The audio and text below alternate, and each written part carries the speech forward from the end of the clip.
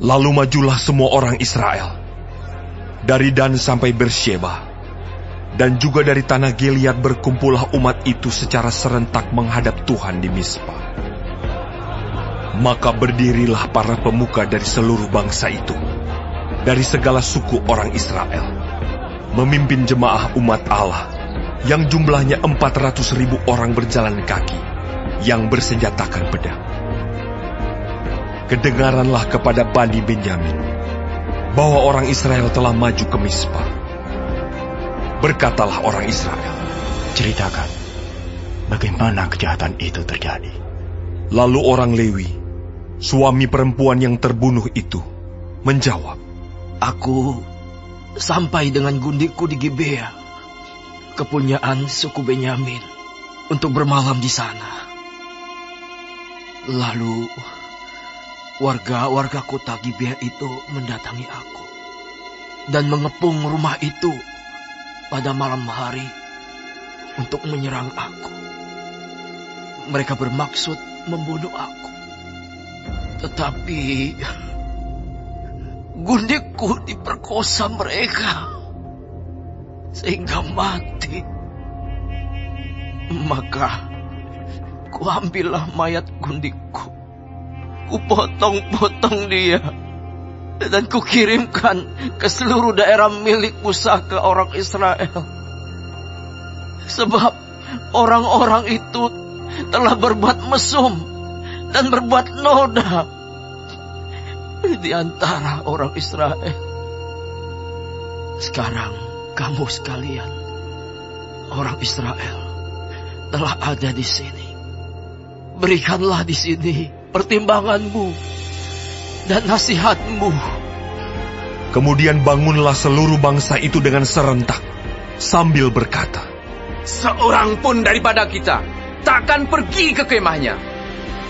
Seorang pun daripada kita takkan pulang ke rumahnya. Inilah yang akan kita lakukan kepada Gibea, memeranginya dengan membuang undi. Kita akan memilih dari seluruh suku Israel 10 orang dari tiap-tiap 100, 100 orang dari tiap-tiap 1.000, 1.000 orang dari tiap-tiap 10.000 untuk mengambil bekal bagi laskar ini, supaya sesudah mereka datang dilakukan kepada Gibea Benyamin setimpal dengan segala perbuatan noda yang telah diperbuat mereka di antara orang Israel. Demikianlah orang Israel berkumpul melawan kota itu. Semuanya bersekutu dengan serentak. Kemudian suku-suku Israel mengirim orang kepada seluruh suku Benyamin dengan pesan, Apa macam kejahatan yang terjadi di antara kamu itu? Maka sekarang serahkanlah orang-orang itu, yakni orang-orang Dursila yang di Gibea itu, supaya kami menghukum mati mereka, dan dengan demikian menghapuskan yang jahat itu dari antara orang Israel. Tetapi Bani Benyamin tidak mau mendengarkan perkataan saudara-saudaranya, orang Israel itu. Sebaliknya, Bani Benyamin dari kota-kota lain berkumpul di Gibea untuk maju berperang melawan orang Israel. Pada hari itu, dihitunglah jumlah Bani Benyamin dari kota-kota lain itu, 26.000 orang yang bersenjatakan pedang, belum termasuk penduduk Gibea, yang terhitung 700 orang pilihan banyaknya. Dari segala laskar ini, ada 700 orang pilihan yang kidal, dan setiap orang dari mereka dapat mengumban dengan tidak pernah meleset sampai sehelai rambut pun. Juga orang-orang Israel dihitung jumlahnya, dengan tidak termasuk suku Benyamin, ada 400.000 orang yang bersenjatakan pedang. Semuanya itu prajurit. Lalu orang Israel berangkat dan maju ke Betel. Di sana mereka bertanya kepada Allah, Siapakah dari kami yang lebih dahulu maju berperang melawan Bani Benyamin? Jawab Tuhan, Suku Yehudalah lebih dahulu. Lalu orang-orang Israel bangun pagi-pagi dan berkemah mengepung Gibea. Kemudian majulah orang-orang Israel berperang melawan suku Benyamin. Orang-orang Israel mengatur barisan perangnya melawan mereka dekat Gibea. Juga Bani Benyamin maju menyerang dari Gibea dan menggugurkan ke bumi 22.000 orang dari antara orang Israel pada hari itu. Tetapi laskar orang Israel mengumpulkan segenap kekuatannya, lalu mengatur pula barisan perangnya di tempat mereka mengatur barisannya semula. Kemudian pergilah orang-orang Israel, lalu menangis di hadapan Tuhan sampai petang. Sesudah itu mereka bertanya kepada Tuhan, "Akan pergi pulakah kami berperang melawan Bani Benyamin, saudara kami itu?" Jawab Tuhan, "Majulah melawan mereka."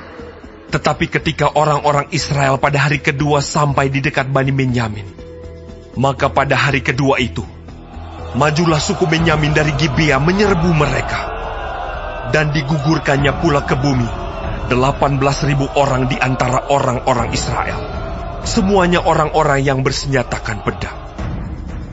Kemudian pergilah semua orang Israel, yakni seluruh bangsa itu, lalu sampai di Betel. Di sana mereka tinggal menangis di hadapan Tuhan, berpuasa sampai senja pada hari itu, dan mempersembahkan korban bakaran dan korban keselamatan di hadapan Tuhan.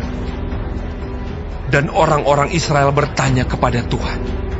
Pada waktu itu, ada di sana tabut perjanjian Allah. Dan Pinehas bin Eleazar bin Harun menjadi imam Allah pada waktu itu. Kata mereka, Haruskah kami maju sekali lagi untuk berperang melawan Bani Benyamin saudara kami itu? Atau haruskah kami hentikan itu? Jawab Tuhan, "Majulah, sebab besok aku akan menyerahkan mereka ke dalam tanganmu." Lalu orang Israel menempatkan penghadang-penghadang sekeliling Gibea. Pada hari ketiga, majulah orang-orang Israel melawan Bani Benyamin dan mengatur barisannya melawan Gibea seperti yang sudah-sudah. Maka majulah Bani Benyamin menyerbu laskar itu. Mereka terpancing dari kota, dan seperti yang sudah-sudah, mereka mulai menyerang laskar itu pada kedua jalan raya. Yang satu menuju ke Betel, dan yang lain ke Gibea melalui padang. Sehingga terbunuh beberapa orang, kira-kira 30 orang di antara orang Israel. Maka kata Bani Benyamin, Orang-orang itu telah terpukul kalah oleh kita seperti semula. tetapi orang-orang Israel telah bermufakat lebih dahulu.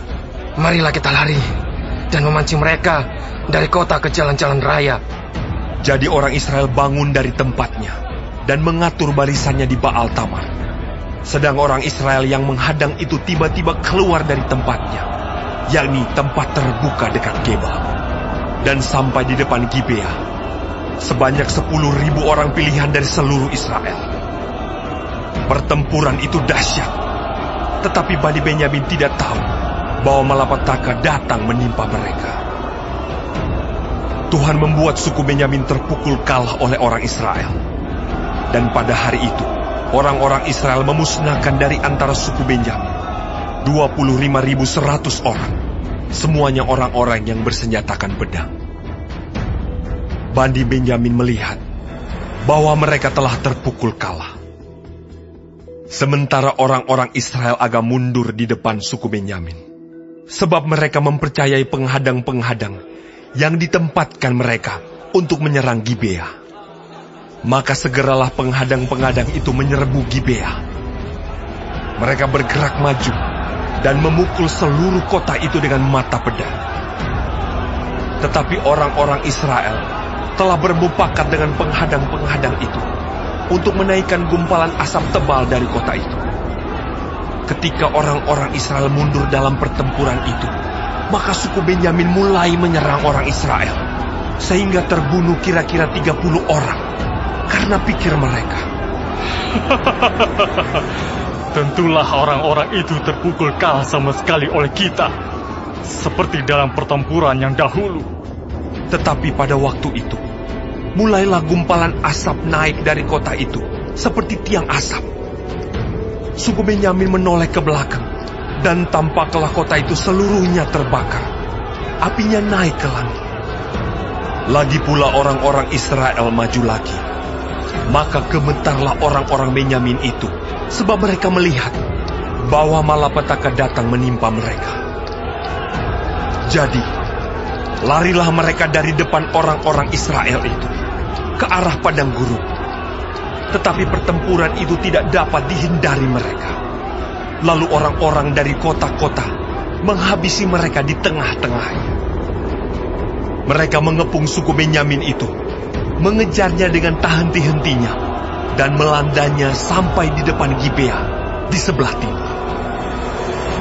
Dari Bani Benyamin ada tewas 18.000 orang. Semuanya orang-orang gagah perkasa. Yang lain berpaling lari ke padang gurun, ke bukit Batu Rimon. Tetapi di jalan-jalan raya masih diadakan penyabitan susulan di antara mereka. 5.000 orang. Mereka diburu sampai ke Gideon, dan dipukul mati 2.000 orang dari mereka. Maka yang tewas dari suku Benyamin pada hari itu, seluruhnya berjumlah 25.000 orang yang bersenjatakan pedang. Semuanya orang-orang gagah perkasa. Tetapi 600 orang berpaling lari ke padang gurun, ke bukit Batu Rimon, dan tinggal 4 bulan lamanya di bukit batu itu. Tetapi orang-orang Israel kembali kepada Bani Benyamin dan memukul mereka dengan mata pedang, baik manusia, baik hewan, dan segala sesuatu yang terdapat di sana. Juga segala kota yang terdapat di sana mereka musnahkan dengan api.